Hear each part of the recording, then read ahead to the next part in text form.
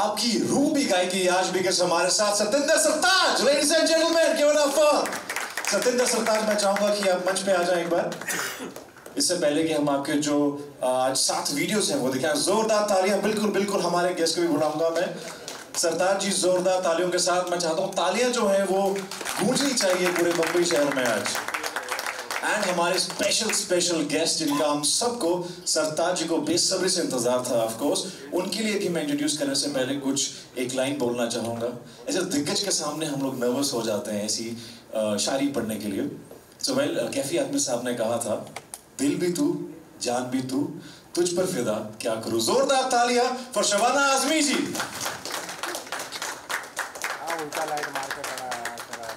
Thank you. And जिनकी कलम का, जिनकी आवाज का, जिनके स्टाइल का कोई नहीं दूसरा जवाब, प्लीज वेलकम जावेद अख्तर साहब। मैं चाहता हूं तालियां जो है वो जोरदार होनी चाहिए जब इतने बड़े दिग्गज हमारे साथ मौजूद हैं। तालियां जो है वो रुकनी नहीं चाहिए। ये हमारा सौभाग्य है कि हमारे साथ मौजूद हैं।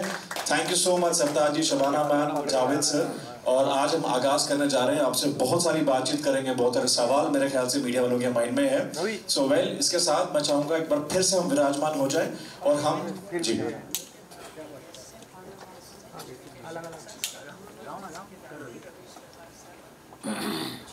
बिल्कुल बिल्कुल बिल्कुल। तो जैसे कि शबाना जी ने कहा, सबसे पहले इरशाद कामिल जी के लिए जोरदार तालियां हो जाए। रमेश तलवार साहब के लिए जोरदार तालियां हो जाए। जोरदार तालियां हो जाए प्लीज। ललित जी के लिए जोरदार तालियां। लेडीज एंड जेंटलमैन, मैं चाहूंगा सर प्लीज मंच पे आ जाए।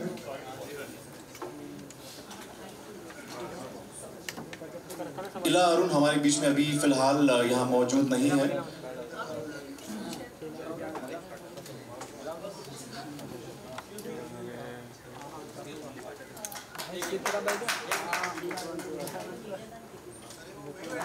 जी बिल्कुल, पाजी का हम साथ दे सकते हैं। पाजी अकेले तालियां बजा रहे हैं, पहले तो पाजी के लिए तालियां।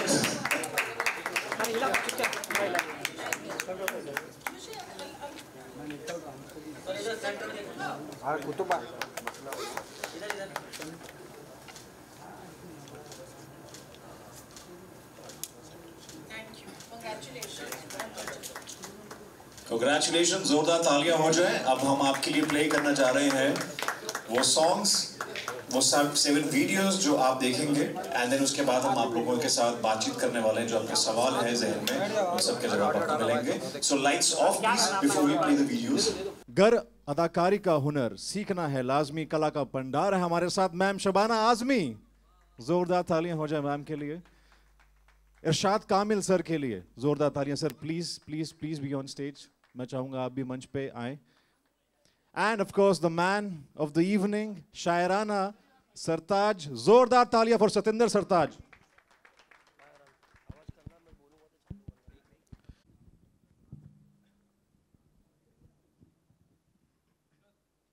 मेरे ख्याल से अब कहने की क्या गुंजाइश है, अब तो देख लिया है और आप लोगों ने भी देखा है। तो इस खूबसूरत सीरीज़ ऑफ वीडियोस को खूबसूरत ही कहा जा सकता है। वेरी वेल डन और बहुत इसमें अट्रैक्टिव है। और ये मेरे ख्याल से अपने अंदाज की ये पहली चीज़ है। गीत तो मैंने ऐसे सुने हैं वीडियोस पे, लेकिन इस तरह से शायरी को प्रेजेंट करना ये एक अच्छा कदम है और मैं उम्मीद करता हूँ कि बहुत से लोग इनकी नकल करेंगे। बहुत खूब, बहुत खूब। शबाना मैम, मैं चाहूँगा कि आप कुछ कहें। देखिए, मैं तो माजरत चाहती हूँ क्योंकि जहाँ इतने दिग्गज शायर हैं वहाँ मेरी क्या हैसियत। नहीं, मुझे हमेशा ये बोला जाता है कि देखिए, आपके वालिद शायर, आपके शौहर शायर, आपके ससुर शायर, तो क्या आप भी शायरी करती हैं? तो मैं कहती हूँ नहीं, मैं इंस्पिरेशन देती हूँ। तो मैं सामने बैठ जाऊँ और आप लोगों को इंस्पायर करूँ। लेकिन अपनी तरफ से ये ज़रूर कहना चाहूँगी कि आपने कहा था शायद कि उर्दू एक्सटिंक्ट हो रही है।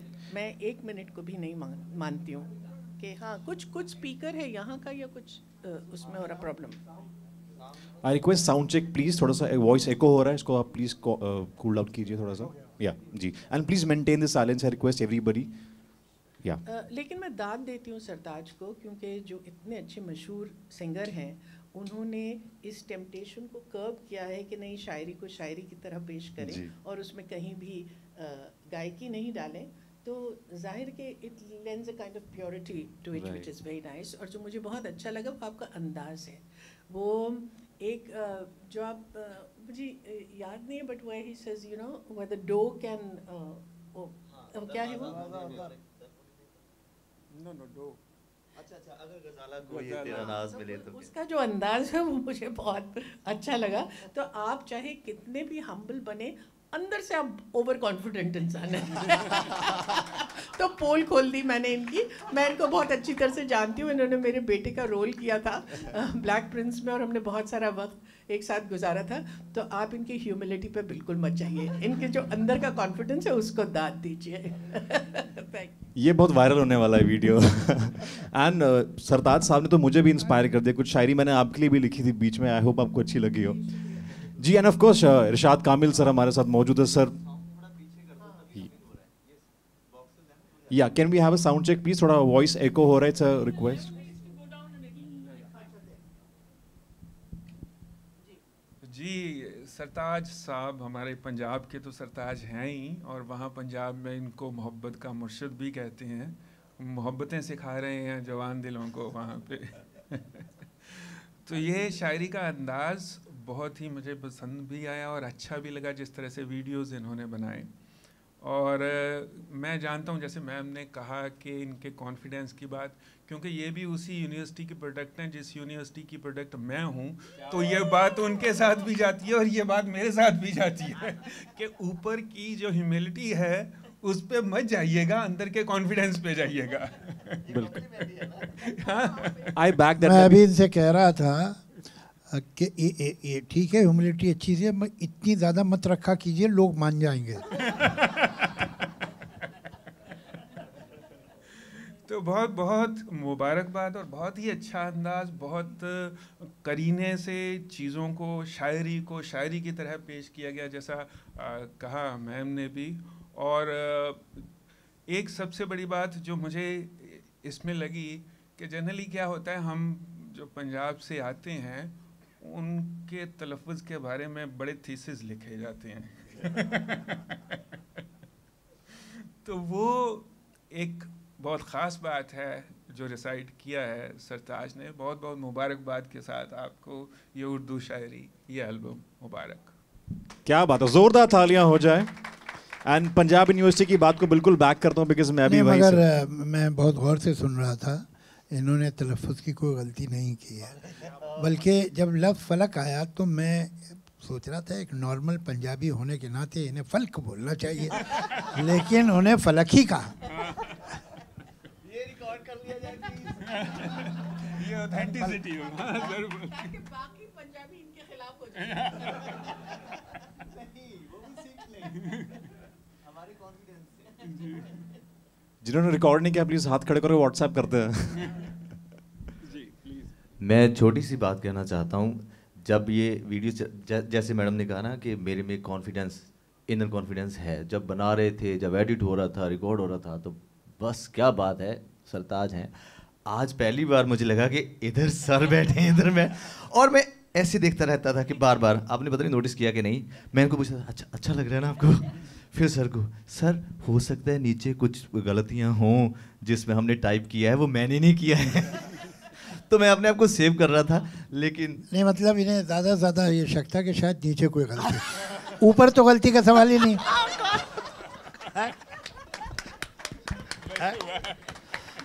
ओह गॉड, दिस वाज मैसिव। मुझे ऐसा लगता है कि आपके ऊपर की गलतियों पे ना जाए ध्यान, इसलिए नीचे की गलतियां देखिए आप। हमारे मेट्स बता रहे हैं। ओह गॉड। मगर आप बताइए कि आपको ये आइडिया कैसे आया? आइडिया तो नहीं कहा जा सकता, ये मेरे में एहसास आया एक्चुअली। मुझे लगा ड्यूरिंग लॉकडाउन, जैसे हम तकरीबन सब लोग फ्री ही थे, मैं तो बिल्कुल ही था, और कोई कॉन्सर्ट नहीं था, इंटरव्यूज़ नहीं थे, शूटिंग नहीं थी, कुछ नहीं था। तो this was the most fertile year being a creative human for me. मतलब ब्लेसिंग थी मुझे लगता है। कई लोगों के अपने गए हैं, उसमें बहुत जाहिर सी बात है, हमें दुख भी है। और लेकिन मैंने तकरीबन 250 या 200 के करीब नज़्में गीत लिखे होंगे, ज़्यादातर पंजाबी थे।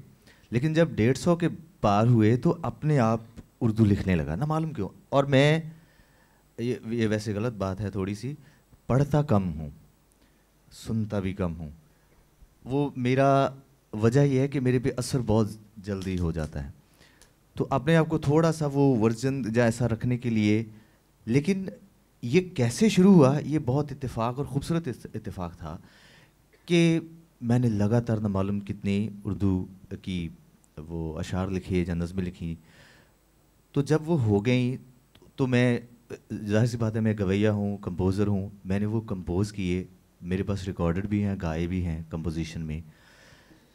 लेकिन जब मेरा दिल किया कि यार कि अगर मैं इसको गाऊंगा तो हो सकता है सामीन में उसकी मौसीकी पे ज़्यादा ख्याल हो, उसमें उसकी तर्जदारी पे हो, उसके साज़ों पे हो, है ना, उसकी ब्यूटिफिकेशन जो म्यूज़िकली की है उस पे हो। तो मुझे लगा कि नहीं यार, ये ख़याल सबसे अहम होना चाहिए, अल्फाज सबसे अहम होने चाहिए, उसकी बहरबंदी, छंदबंदी, काफ़िया, रदीफ़, रवानी, जितनी भी वो चीज़ है, अहमियत उसको मिलनी चाहिए। क्योंकि ये पहली बार मेरे साथ होगा, अदरवाइज़ मुझसे यही तो तवक्को की जाती है कि चलिए आप ये हैं, गाएंगे।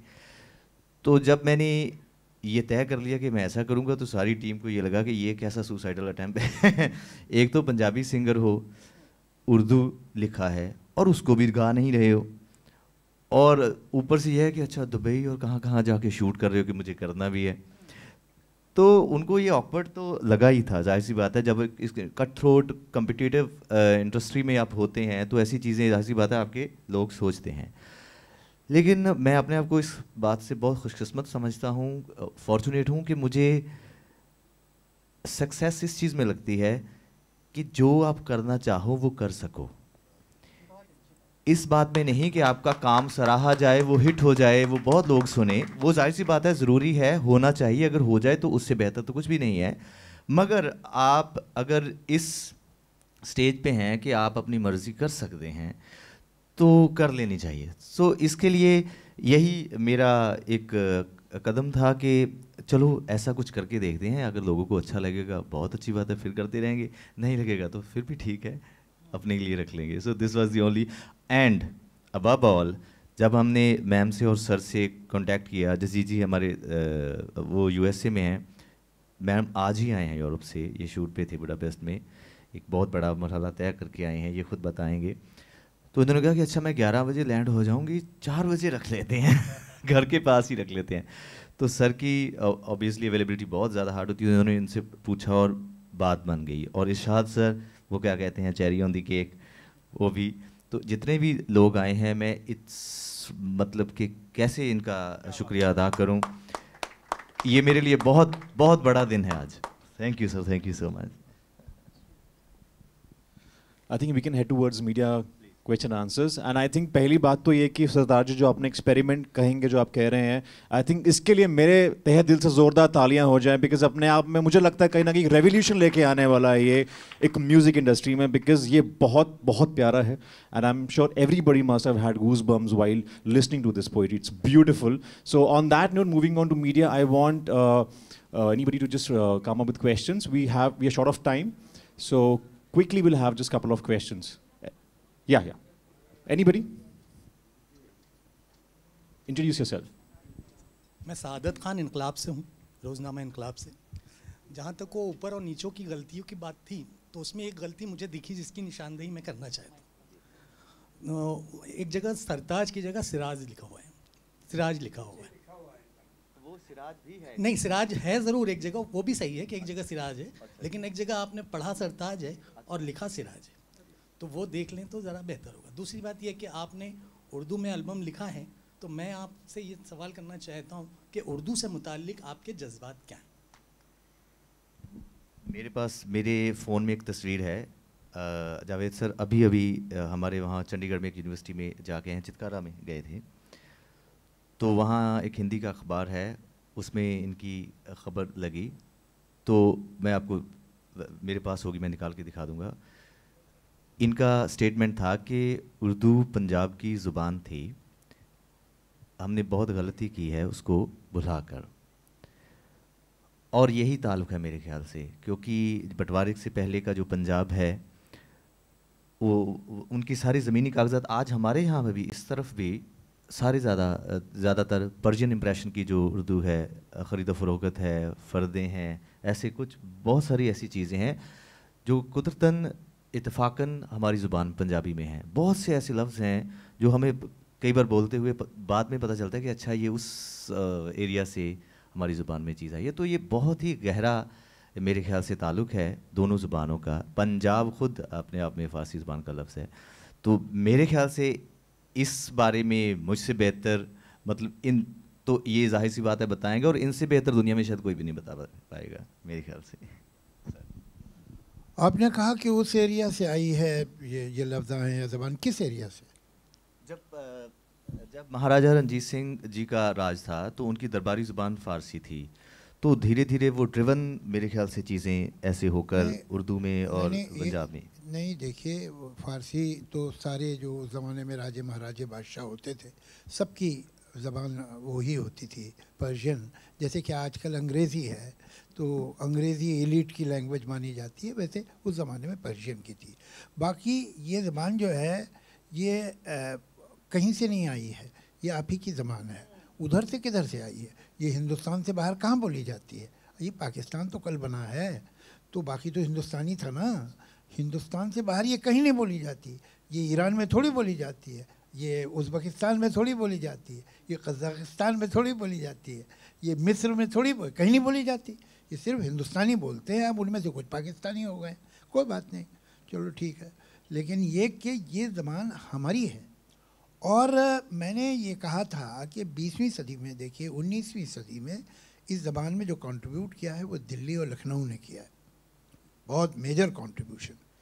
ये सारे बड़े शायर जो 19वीं सदी में पैदा हुए थे, 19th सेंचुरी में, वो थे दिल्ली के और लखनऊ। लेकिन 20th सेंचुरी में मेजर कंट्रीब्यूशन प्रोज़ में भी और पोइट्री में लखनऊ दिल्ली से नहीं आया बल्कि पंजाब से आया। जितने बड़े पोइट्स हैं, बड़े राइटर्स हैं, वो पंजाब के, ज़्यादातर पंजाब के थे। ऐसा नहीं कि इधर बिल्कुल थे ही नहीं, लेकिन ज़्यादातर पंजाब के थे। वो फैज़ हो, इकबाल हो, अहमद अदीम क़ासमी हो, वो साहिर हो, ये सारे के सारे पंजाब के लोग हैं। कृष्ण चंद्र, राजेंद्र सिंह बेदी, ये जाइंट्स हैं प्रोज़ के। तो ये सब पंजाब से आए थे। और पंजाब में मैं जाता था दिल्ली 70s में, तो हर मुझे पंजाबी बताता था कि सर मेरे फादर तो उर्दू ही में लिखते पढ़ते हैं। अब इतना फ़र्क हुआ है 40-50 साल में कि अब लोग मुझे बताते सर मेरे ग्रैंडफादर तो सिर्फ पंजाबी उर्दू ही में लिखते पढ़ते थे। अरे मगर भाई, जब आपके फादर और ग्रैंडफादर पढ़ते थे तो आपने पार्टीशन की वजह से क्यों छोड़ दिया? पार्टीशन इसलिए कि पाकिस्तानियों ने कहा कि उनकी ज़बान है, तो वो तो कश्मीर के बारे में भी यही कहते। तो आप मान जाएंगे क्या? ये कैसे मान गए आप? ये आपकी ज़बान है। और पंजाब का जो कंट्रीब्यूशन है, मॉडर्न उर्दू पोइट्री और प्रोज़ के बारे में सोचा ही नहीं जा सकता बिना पंजाब के। तो ये आप लोग का फ़र्ज़ बनता है, बिकॉज़ आपके पास एक स्टेट है, आपके पास एक सरकार है, आपके पास एक पूरा सिस्टम है, कि आप इसको नर्चर करें, पाले थोड़े। फिर भी यानी बुरे से बुरे वक्तों में भी हमें एक आध इरशाद कामिल मिल जाता है, ऐसी बात नहीं है, लेकिन ऐसे बहुत होने चाहिए भाई। तो देखिए हमारे यहाँ जो इवन सॉन्ग राइटर्स में पंजाबियों ने क्या काम किया है, वो साहिर हों, राजेंद्र कृष्ण हों और आनंद बख्शी हों, गुलजार साहब हों, ये सब पंजाब के ही तो लोग हैं। तो अभी तक देखिए उनकी धमक बाकी है। तो ये मैं समझता हूँ कि हिंदुस्तान में उर्दू का मुस्तकबिल बहुत हद तक पंजाब के हाथ में है, और ये आप लोग की जिम्मेदारी है कि इस ज़बान को संभाल के रखिए, संवारिए। और ऐसे सरताज साहब जैसे बहुत से ताज होने चाहिए। चलो इन्हें सरताज रहने दीजिए, मगर कम से कम ताज तो हो सकते हैं, तो वो कीजिए, बहुत ज़रूरी है। और ये पैगाम आप लोग जब वापस जाएं तो आप पंजाब में यूनिवर्सिटीज़ कॉलेजेस को भी दीजिए और पंजाब की सरकार को भी दीजिए। नेक्स्ट वन क्या?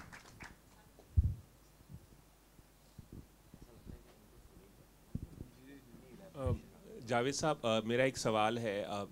उर्दू भाषा का सिनेमा में जितना इस्तेमाल हुआ करता था 40-50 के दशक से लेकर 70 के दशक तक, गानों में भी उर्दू का बहुत ज़्यादा इस्तेमाल होता था, डायलॉग्स में होता था, और स्क्रीन पर जब शीर्षक आता था तो भी उर्दू में लिखा जाता था। ये जो उर्दू का डिक्लाइन हुआ है सिनेमा में, उसे आप किस तरह से देखते हैं और आप क्या कहना चाहेंगे इस बारे में? ये एक बड़ा लंबा चौड़ा टॉपिक है। उर्दू ही का नहीं, अफसोस ये कि हिंदुस्तान में सारी इंडिजिनस लैंग्वेजेस इंक्लूडिंग हिंदी सबका डिक्लाइन हुआ। हकीकत तो ये सही है कि उर्दू पढ़ने वाले दिन ब दिन कम हो गए हैं, लेकिन उर्दू बोलने वाले और समझने वाले और उर्दू से मोहब्बत करने वालों में कमी नहीं आई, वो बढ़े, वो बहुत ज़्यादा हुए, इसमें कोई शक नहीं। और वो चूँकि हमारे स्कूल्स में कॉलेजेस में अवेलेबल नहीं है ज़बान, और तो वो लोगों को स्क्रिप्ट नहीं आती है, मगर वही उर्दू पोइट्री जब देवनागरी में छप जाती है तो वो इतनी बिकती है कि कोई इसकी हद ही नहीं है। तो ये तो अपनी जगह है, लेकिन जहाँ तक फिल्म का ताल्लुक़ है तो शायद टाइटल्स में अब इसीलिए नहीं देते कि भाई लोग पढ़ ही नहीं पाएंगे ज़्यादातर, तो अब क्या टाइटल दे दे तो अच्छा है, नहीं देते तो नहीं देते हैं। लेकिन जहाँ तक फ़िल्म की ज़बान का ताल्लुक़ है कि उर्दू अगर उसमें कम हो गई तो मुझे ये बताइए कौन सी ज़बान बढ़ी है, कौन सी बढ़ी? अंग्रेज़ी। मतलब क्या ऐसा हो गया कि हिंदी बहुत हो गई? हम इन्हें हिंदी फिल्म का फैक्ट ये है कि हिंदी भी कम हो गई है हमारे यहाँ। और फिल्म को क्या आप ब्लेम कर रहे हैं? हमारे समाज में ज़बानें सिमट गई हैं। जब समाज में ज़बानें सिमट गई हैं तो वो तो फिल्म में भी मैनिफेस्ट होगा। अब ये नौजवान राइटर्स हैं, लिखेंगे तो इनको तो आती है ना ज़बान, तो एक जो डायरेक्टर है, प्रोड्यूसर है, साहब ये वर्ड का क्या मतलब है, ये तो लोग समझेंगे नहीं, और शायद ठीक भी कह रहा होगा वो। तो बड़ा प्रॉब्लम है इसमें, किस तरह से मैनेज करते हैं यही जानते हैं कि उसके बावजूद भी ये लोग अच्छे गाने लिख लेते हैं, वरना एटमॉस्फेयर कंड्यूसिव नहीं है अच्छा लिखने के लिए। ये हवा के ख़िलाफ़ चल रहे हैं इरशाद कामिल जैसे लोग, सही बता रहा हूँ आपको। और गज़ल की जो पॉपुलैरिटी है उसको आप कैसे फिर नहीं, एक अभी तरफ तो हम श्रिंक कर रहे हैं, दूसरी तरफ से गज़ल पता नहीं कहाँ पॉपुलर, मुझे मालूम नहीं। एक तो गज़ल है क्या यही लोग नहीं जानते, और वो जो लोएस्ट कॉमन डिनोमिनेटर वो गाते हैं ना कि शराब चीज़ है ऐसी ना छोड़ी जाए, उससे गज़ल की बदनामी हो रही है, वो उससे गज़ल का फायदा नहीं हो रहा। गज़ल भाई नहीं, मगर जगजीत सिंह को तो बहुत हाँ, जगजीत सुनते सिंह ने हैं, अच्छी याद लगाई, और बाहर भी, मुल्क के बाहर भी हाँ जगजीत वो सिंह को एक बहुत सुनते है। हैं। लेकिन आपको हकीकत ये बताऊं कि 90% लोग तो जानते ही नहीं कि गज़ल का स्ट्रक्चर क्या है, क्या गज़ल, यही नहीं जानते। इसको उस डिटेल में कहाँ जाएं। लेकिन चलो ठीक है, एक कहीं शायद उन्हें जेनेटिकली या उन्होंने बचपन में सुना है या अपने एटमॉस्फेयर में सुना कि साहब शायरी उर्दू की कुछ बात होती है उसमें, तो उससे वो कहीं कनेक्टेड हैं अभी भी। और अगर उनकी समझ में भी नहीं आता तो उन्हें अफसोस है कि नहीं समझ में आ रहा, वो समझना चाहते हैं। और यंगर जनरेशन में ये इंटरेस्ट पोइट्री की तरफ रिवाइव हुआ है। मैं समझता हूँ इरशाद साहब भी इस बात की गवाही देंगे कि जहाँ जाते हैं वहाँ पर यंगर जनरेशन सुनने आती है, और उनको नो थैंक्स टू अस, हमने तो ये सब बताया नहीं, सिखाया नहीं उन्हें, ये दिलचस्पी उन्हें खुद ही पैदा हो रही है कि उन्हें कहीं ऐसा लगता है नॉर्थ इंडिया में ख़ास तौर से कि कहीं कोई चीज़ छूट गई है, कुछ कमी है। बाकी सब तो मिल गया है, सारी मटेरियल कंफर्ट्स, लेकिन उन्हें ये ख्याल है कि कोई कल्चर में कहीं हमारे कोई गैप आ गया है, कुछ कम है। तो उनमें वो जो कमी है उसमें एक कमी पोइट्री की भी है, और भी कमियां हैं। जैसे हम अपने फोक आर्ट के बारे में नहीं जानते, हम अपनी माइथोलॉजी के बारे में नहीं जानते, हम हमारी यंगर जनरेशन जो है वो उसकी ज़बान सिमट गई है। हमारे आपने किसी यंगस्टर को आज तक कोई कहावत, कोई मुहावरा बोलते सुना है? हमारे बुज़ुर्ग जो थे, ख़ास तौर से नानियाँ दादियाँ, तो कोई जुमला बिना कहावत के बोलती ही नहीं थी। उसमें हर कॉन्वर्सेशन में 4 कहावतें मुहावरे होते थे। वो सब कहाँ चले गए? These were the capsules of wisdom जो जनरेशन में पुराना जो कल्चर होता है उसमें बनते हैं। ये नए नए लोग नहीं बना सकते, ये आता है बड़ी बड़ी पीढ़ियों से, तो वो खो गया है। तो ये लॉस जो है बहुत बड़ा है, और वही फिल्मों में भी रिफ्लेक्ट करता है। तो हमें असल में अपने बच्चों को घर में भी और स्कूल में भी इन चीज़ों में इंटरेस्ट दिलाना चाहिए। जावेद साहब, अगर आप इजाज़त दें तो एक छोटा सा और सवाल था। कॉलेज के दिनों में मैंने आपकी कविताओं की किताब तरकश पढ़ी थी और मैं बहुत गहरे तक प्रभावित हुआ था। ये था क्यों, मतलब अब नहीं है। हर बात में आप पास्ट टेंस लगा रहे हैं, जिससे मैं बहुत इनसिक्योर हो रहा हूँ। जी। मेरे प्रोफेसर ने वो किताब दी थी और आपने जिस शिद्दत के साथ अपने संघर्ष को उसमें बयां किया था, अपने बचपन से लेके जवानी का जो संघर्ष था और बाद में जो आपने सफलता पाई, कई किताबें उसके बाद आप पर लिखी गई। क्या आप खुद अपने कलम से अपने बारे में प्रोज फॉर्म में कभी कुछ इस तरह की किताब ऑटोबायोग्राफिकल लिखेंगे, या तरकश जैसी कोई उसका अगला अध्याय लिखना चाहेंगे, या कुछ सोच रहे हैं आप? देखिए, अभी क्या है कि जिन लोगों ने मुझे पैसे दिए हुए लिखने के लिए, पहले तो उनका काम कर दूँ, वही बहुत बड़ी बात होगी। अच्छा, बाकी ये कि इन दिनों क्या है ना, तो ओवर सेचुरेशन हो गया, मैं कुछ थोड़ा एम्बेरस हो गया हूँ। एक किताब आई थी दिसंबर में और एक किताब आई जनवरी में। अब उसके बाद अगर मैंने कोई किताब अपने बारे में लिखना खुद सोचा तो कोई ना कोई मुझ पे केस कर देगा। तो ये जो है दो आई गई हैं, अब देखेंगे कभी।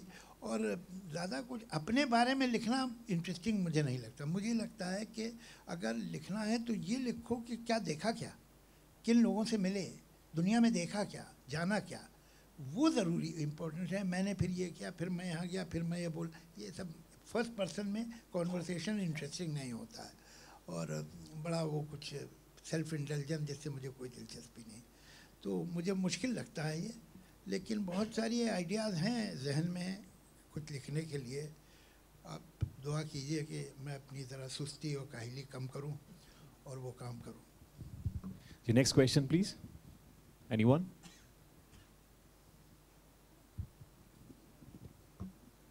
Any question before we wrap? Okay, you have. Pass on the mic, please. Hello sir, Shariq from Indian express sir. Sir आपसे जावेद आपसे पूछना चाहेंगे कि मतलब आपको लगता है कहीं ना कहीं स्कूल कॉलेजेस में उर्दू का इन्फ्लुएंस कम हुआ है? जैसे आप बता रहे थे अभी कि स्कूल कॉलेज में उर्दू इतनी पढ़ाई नहीं जा रही है या कम है इन्फ्लुएंस, इसीलिए जो है उर्दू का भी इन्फ्लुएंस कम हो रहा है सोसाइटी में। आपको लगता है कहीं ना कहीं बचपन में जो है आजकल के पेरेंट्स, स्पेशली आजकल के पेरेंट्स जो है इंग्लिश में बात करते हैं बच्चों से और मतलब कि नॉर्मल लैंग्वेज में बात नहीं करते हैं, सिर्फ इंग्लिश में बात कर रहे हैं, उसकी वजह से भी बच्चों। आप सही कह रहे हैं।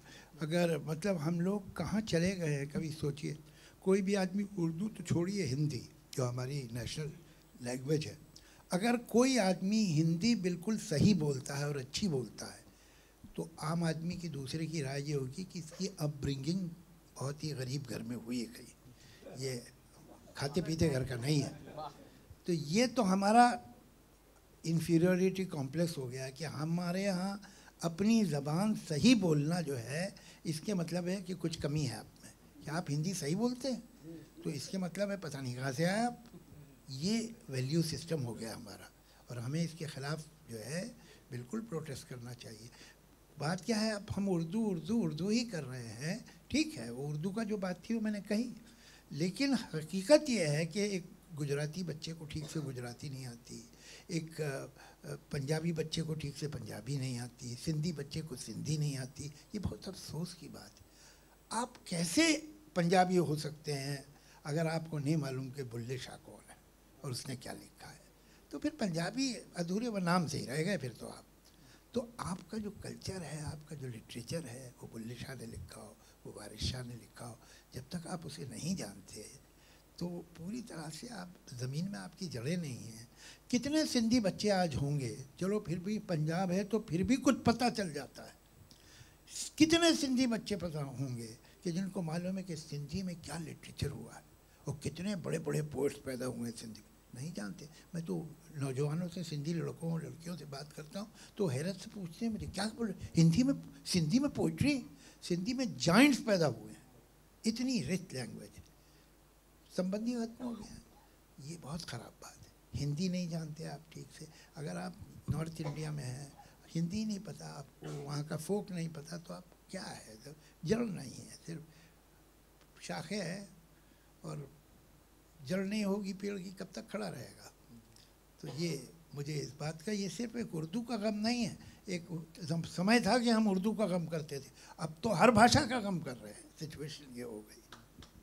नहीं तो ऐसे में सरताज की जो कोशिश है उसको हम ज़्यादा सराहेंगे और आपको फिर एक बात बहुत मुबारकबाद देंगे कि आपने बेटर सेंस प्रिवेल्स की बात नहीं सुन के आपने वो किया और आपका ये बहुत बड़ा कंट्रीब्यूशन है। So thank you very much. और क्योंकि यहाँ दो बहुत दिग्गज म्यूज़िक डायरेक्टर्स हैं तो मैं जतिन जी को और राजू सिंह जी को कहूँगी कि ये बहुत सॉरी ललित सॉरी मुझे बहुत सारी बार स्मिता बोला जाता है तो डोंट फॉरगेट दिस थिंग। तो ललित और राजू सरताज बेहद अच्छा गाते हैं, ये आप लोगों को आप जानते हैं इस बात को, लेकिन इनको कोई ना कोई हिंदी फिल्म में गाना आप ज़रूर गवाएं। अच्छा मुझे सरताज जी से एक सवाल ये करना है। अब आपने उर्दू में भी लिख के देख लिया, पंजाबी में तो आप लिखते ही थे, उर्दू में भी लिख के देख लिया, ज़्यादा मज़ा किस में आया, ज़्यादा दिल किस में लगा? बहुत गहरा सवाल, बहुत गहरा सवाल है। ये सर का है। ये इनकी उर्दू छुड़वा देंगे। देखिए जो मादरी ज़ुबान है मेरी वो पंजाबी ही है, तो उसमें आसानी है, उसमें मतलब आप ऐसे बहते चले जाते हैं कि आपको शायद ख्याल भी नहीं रहता। ये उसकी रवानी, उसकी मादरी ज़ुबान होने का मेरा फ़ायदा है। तो लज़्ज़त की बात करें तो उर्दू ज़ाहिर सी बात है, जब आप नई कोई चीज़ चखते हैं तो वो ज़्यादा टेस्टी लगती है ना। जैसे मैंने आपको कहा कि आप जो रोज़ चीज़ खा रहे हैं उसके अलावा एक नई चीज़ खाएं, अच्छा यार ये बड़ी अच्छी है, नई मिली है, तो उस हिसाब से मुझे बड़ा मज़ा आया। और जब आपकी तारीफ़ हो जाए उस पर और ऐसे शख्स कर दें कि अच्छा वाह तलफ़ुज़ की दुरुस्तगी है, इतना मेरे लिए मतलब ऐसा है कि जैसे ऑस्कर मिल गया। तो मुझे आज भी याद है 4-5 साल पहले मैं घर गया था शबाना जी के, तो हम लोग जब शूट करते थे तो एक ही होटल में होते थे ब्रिटेन में, द ब्लैक प्रिंस। तो वहाँ ब्रेकफास्ट करते हुए मैंने आप इनको कभी सुनाना कि अच्छा ये देखिए मैं ऐसा भी लिखता हूँ, कि वो एक मेरा गाना ही था। तो मैंने कहा ये देखिए आपका नाम आता है इसमें, शबाना पल लड़खड़ाने लगे हैं। तो जब मैं घर गया तो सर भी वहीं थे इत्तेफाकन, तो ये कहते आप वो सुनाओ ना, वो जो आप मेरे लिए गाते हो। मैंने कहा नहीं सर बैठे अब नहीं, पर इन्होंने तो फिर इन्होंने नहीं आप सुनाओ, तो इन्होंने वो टेबल बजाया, मैंने कंपोजिशन गाई, और सर का मुझे आज याद है, आज भी इनका कम्प्लीमेंट था कि ये बहुत ताज़ा लग रहा है। तो मेरे लिए वो इतनी अहम चीज़ थी, मेरे ख्याल 5 या 6 साल से मेरे जहन में वो ऐसे टैटू की तरह छपा हुआ कि सर ने मुझे ये कॉम्प्लीमेंट दिया था। उस मेरे ख्याल से मेरे सबकॉन्शियस में वो बात होगी, इसलिए मैंने ये कदम उठाया है। सर एक छोटा सा करेक्शन करना था, वैसे बहुत इम्पोर्टेंट नहीं है, कि सर भी थे वहाँ इत्तेफाकन, मैं वहीं रहता हूँ।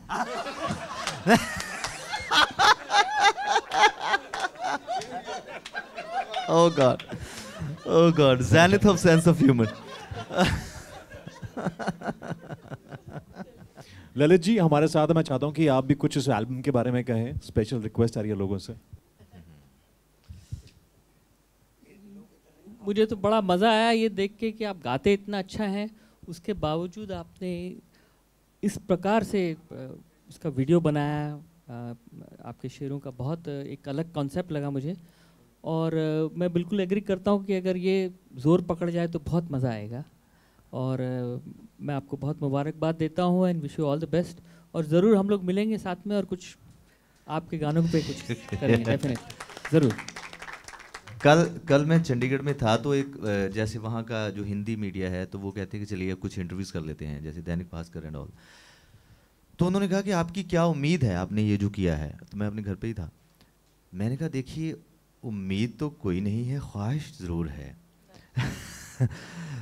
तो वो कह रहे हैं वो क्या है। मैंने कहा कि मुझे ये लगता है कि जो लोग जिनकी अभी भी घर की ये ज़ुबान है, जो शायद रोज़मर्रा में, जैसे मलेरकोटला में शायद कुछ लोग पाजी होंगे ऐसे शायद जो बोलते होंगे प्रॉबेबली, जैसे उन्होंने कहा कि लखनऊ या नॉर्थ इंडिया के काफ़ी इलाकों में जहाँ पे वो लिखते भी हैं, बोलते भी हैं, गाते भी हैं, उसमें उनको बस ये लग जाए कि यार ये एक सरदार लड़के ने कुछ करने की कोशिश की है, तो चलो इसको दाद दें थोड़ी बहुत, अगर कुछ गलती में है तो चलने दो, कोई बात नहीं। तो मेरी ये ख्वाहिश है कि उन लोगों तक ये मेरी बात पहुंचे, ताकि ये मोहब्बत का जो पैगाम है, ये ज़ुबानें, मुझे लगता है जैसे सर ने कहा, मैं अब थोड़ा कि उधर से आई है, उधर से मतलब मेरा सरहद पार से ही था, लेकिन उन्होंने मुझे करेक्ट किया कि ये हमेशा यहीं थी, यहीं बोली जाती थी, आज भी बोली जाती है। बहुत सारे लोग आज भी यहाँ पे घर पे भी बोलते हैं ये बात और ये ज़ुबान। लेकिन ये मसला ये है कि ज़ुबानें मज़हबों में बंट गई हैं।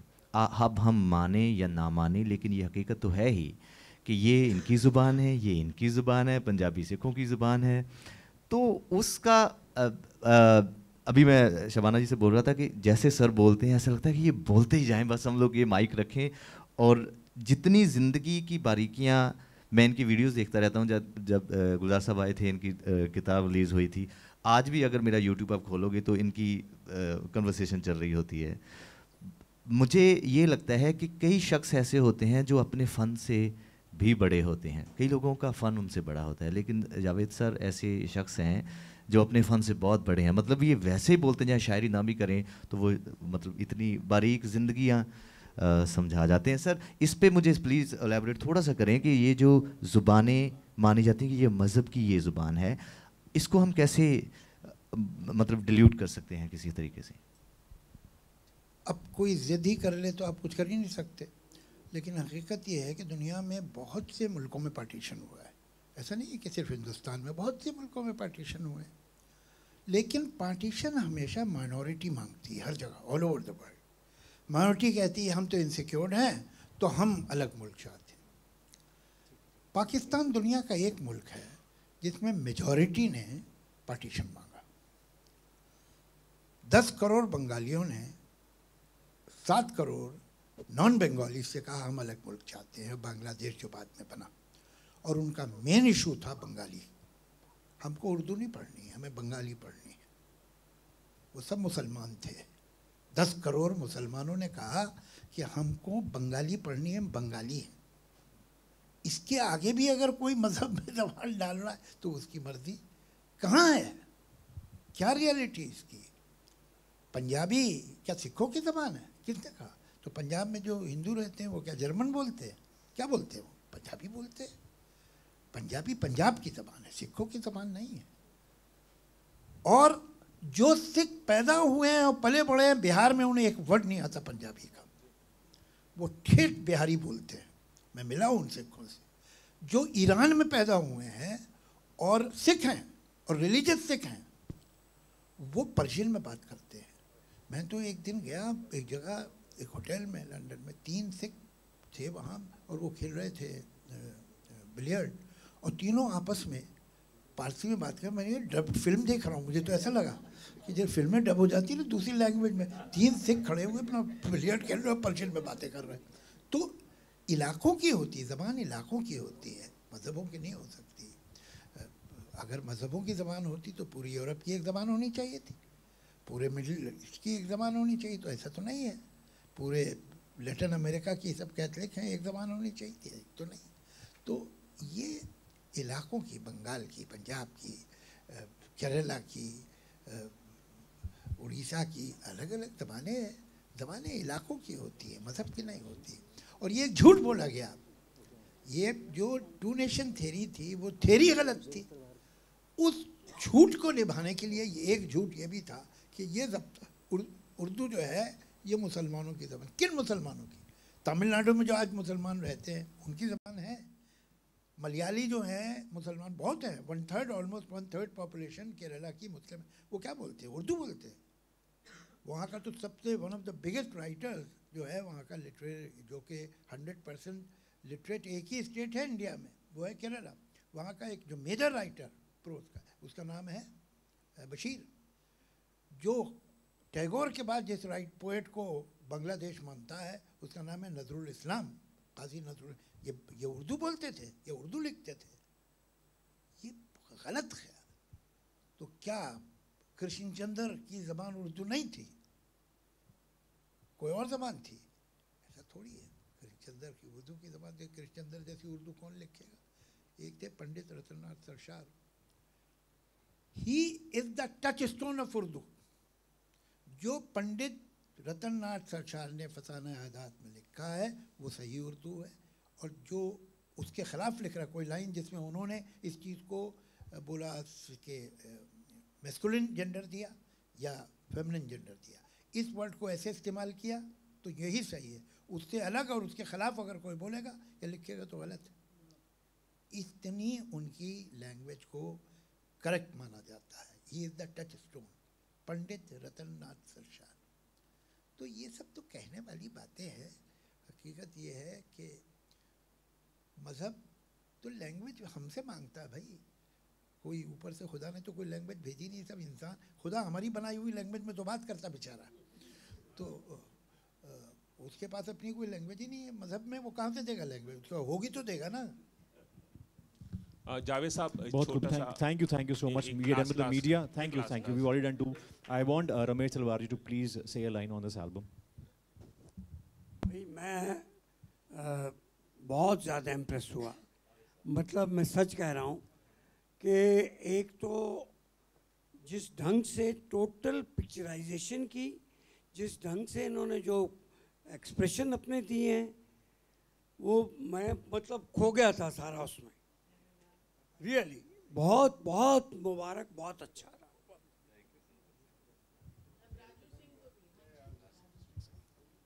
एक्चुअली मुझे अभी भी मौका मिला था जहाँ हमने एक प्रोजेक्ट साथ में काम किया है, which is a Punjabi film Kali Jotta, and Shabana ji, the songs are from here, soulful songs, तेरा रुतबा, wow, everybody is loving the songs and everything. I did the music score for it, so मुझे तो आपका ये साइड पता ही नहीं था। तो we have more scope not only Punjab to do Punjabi songs together, but of course Hindi also now.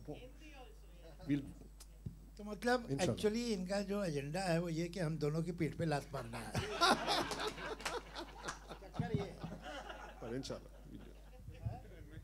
मतलब मैं इतनी सर मैं हैरान हूँ, मतलब मैं दस Mic drop. Okay, thank you so much everyone, media. But before we wrap, thank you so much. We're done with the questions. We are short of time. Satinder, मैंने सुना है कि आपने जो शबाना रैप आपने उसके बारे में बात भी की है. So request है सबकी कि एक लाइन हो जाए शबाना रैप की, because हम सब बहुत उत्सुक हैं उसको सुनने के लिए. हाँ, ये लोगों ने बहुत रिक्वेस्ट किया हमें, so yeah. हाँ.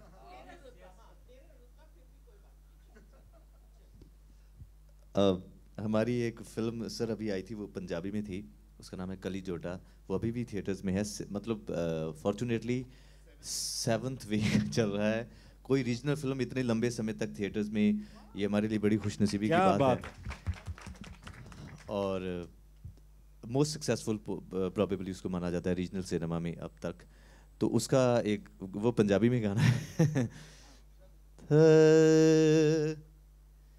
किते नी तेरा रुतबा कटदा जे हस के बुलाल में किधरे, किते नी तेरा रुतबा कटदा जे हस के बुलाल में किधरे, किते नी शानो शौकता जादियां मोहब्बतां जताल में किधरे, किते नी तेरा रुतबा कटदा जे हस के बुलाल में किधरे। चिरां पिछों जदों एहसास होणगे उदों दिलदार नहियों पास होणगे, रंगले जहान दियां रौनकां च भी दिल किसे गल तो उदास होणगे। हाले भी कुछ सोच ले वे मेहरमा जे मन समझाल में किधरे, हाले भी कुछ सोच ले वे मेहरमा जे मन समझाल में किधरे, किते निशानो शौकता जांदियां मोहब्बतां जताल में किधरे। काशनी खुमारियां दी लोर वेख ले, अज़लां तो आशिकी दी तोर वेख ले, अंबरां ते कीता ए बसेरा चन वे, दिलां दी ज़मीन ते चकोर वेख ले। ਇਹ ਗੀਤ ਸਰਤਾਜ ਦਾ ਏ ਹਾਣ ਦਾ ਜੇ ਰੂਹਾਂ 'ਚ ਵਸਾ ਲਵੇਂ ਕਿਧਰੇ ਇਹ ਗੀਤ ਸਰਤਾਜ ਦਾ ਏ ਹਾਣ ਦਾ ਜੇ ਰੂਹਾਂ 'ਚ ਵਸਾ ਲਵੇਂ ਕਿਧਰੇ ਕਿਤੇ ਨਿਸ਼ਾਨੋ ਸ਼ੌਕ ਤਾਂ ਜਾਂਦੀਆਂ ਮੁਹੱਬਤਾਂ ਜਤਾ ਲਵੇਂ ਕਿਧਰੇ ਕਿਤੇ ਨੀ ਤੇਰਾ ਰਤਬਾ ਘਟਦਾ ਜੇ ਹੱਸ ਕੇ ਬੁਲਾ ਲਵੇਂ किधरे। रोंगटे खड़े कर देने वाली आवाज के लिए जोरदार तालियां हो जाएं। शायराना सरताज जी आज की evening, thank you so much for being here. Media, thank you so much, and thank you so much Shabana ji.